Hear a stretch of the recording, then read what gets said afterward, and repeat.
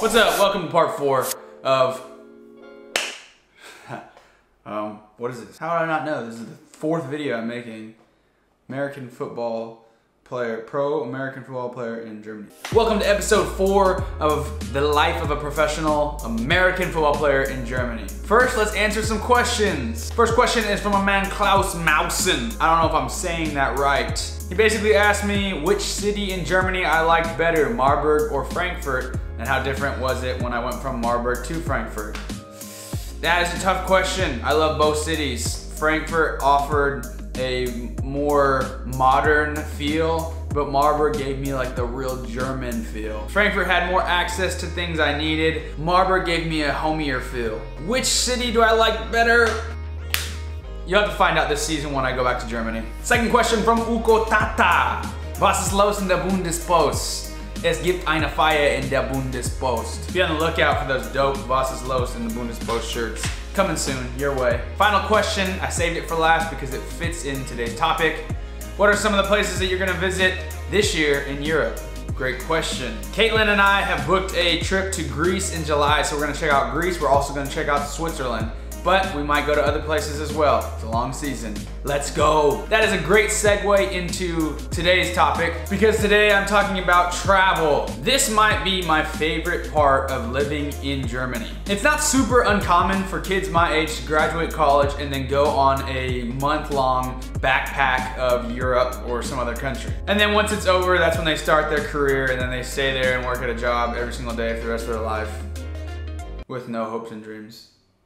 I'm just kidding. Anyway, my point is that you cannot see and spend the time that you need to spend when you're traveling for only 1 month. So one of the greatest parts about living in Germany as a professional football player is the ability to travel and then go back and then travel again. So you don't have to cram the entirety of Europe into 1 month or whatever time you have.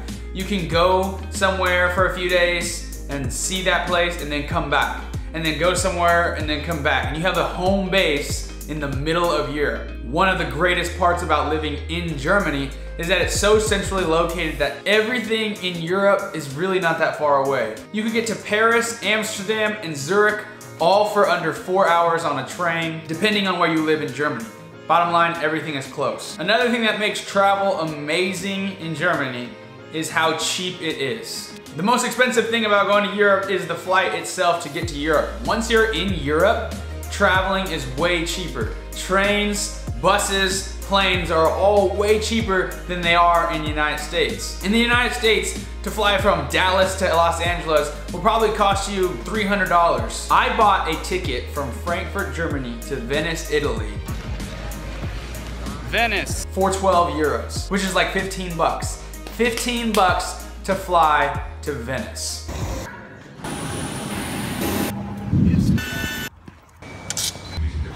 We made it to Venice, Italy. Obviously that was one of the cheapest I found, but they're all pretty cheap. Caitlin and I are traveling to Greece in July, and all of our tickets, we have like 6 plane tickets bought to go from island to Athens out of Greece. For both of us, the total cost about $700. In the United States, depending on where you want to go, that could potentially not be enough to get one way somewhere. There's a few airlines that I've flown that are super cheap: Ryanair, Wizz Air, and EasyJet. All 3 of those I found to be super cheap when traveling in Europe. Now, if you're traveling to a place where you don't need to fly, trains and buses can be even cheaper. There's something called Flixbus, and it'll take you to a lot of the major cities in Europe for super cheap.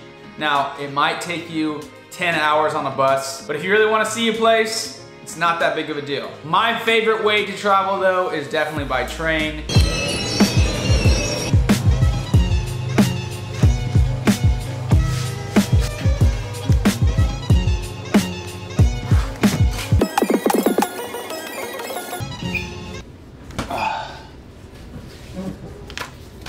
Trains Trains are by far my favorite way to travel. You have tons of leg room, you can get up, walk around. I always sit in a spot where there's a table so I can work on my computer or read a book. Gives you a great view of the landscape that you're passing. Absolutely the best way to travel. Train, most comfortable, usually pretty cheap. Train ride to Stuttgart only cost me 29 euros. If you drive a car, it costs about 20 euros in gas, so you might as well be comfortable.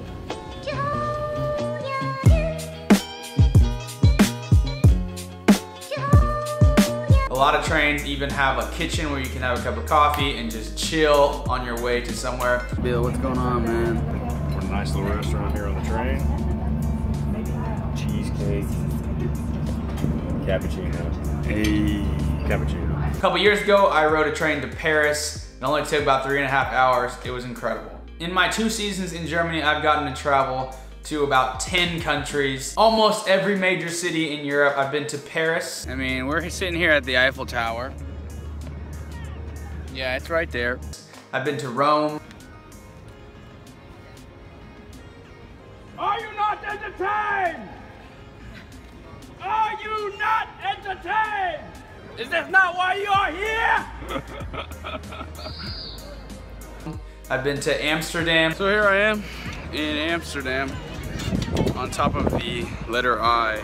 Been to Prague. If you want to see the coolest looking church in the world, I think you need to come to Prague. St. Vitus Cathedral. Venice, Florence, Istanbul. Picture or video? We are entering the Blue Mosque. We're on the inside of Grand Bazaar right now. Same thing as the outside, just inside. It's like a little mall. They got everything, over 2,000 shops. I talked about free time in my last video. That plays a huge factor. If you were playing in the NFL, you wouldn't be able to just leave during the middle of the season to travel for a few days. But in the GFL, you have a lot of free time and it's okay to take a few days and go travel.